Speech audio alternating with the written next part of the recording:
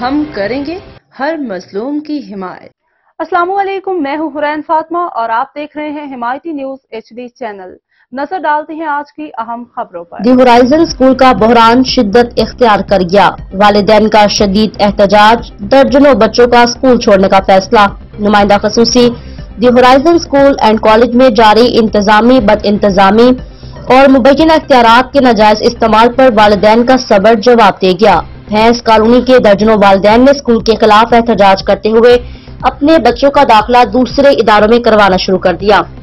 ذرائع کے مطابق 36 بچوں نے حالیہ دنوں میں دی ہورائزن اسکول کو خیر باد کہہ دیا۔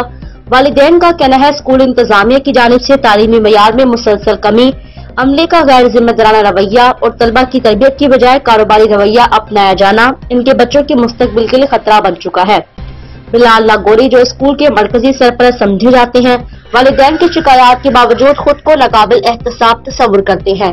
ان کا مبینہ طور پر یہ دعویٰ ہے کہ میں پرائیویٹ ایجوکیشن ڈپارٹمنٹ کو خرید کے بیٹھا ہوا ہوں اور کالونی کے تمام اسکول میرے ماتحت ہیں۔ والدین کے غصے کو مزید بھڑکایا گیا۔ علاقہ مکینوں کا کہنا ہے تعلیمی ادارے اگر کاروباری مراکز بن جائیں اور والدین کی آواز کو دبایا جائے تو ایسی جگہ بچوں کے لیے موزوں نہیں سمجھی جا سکتی۔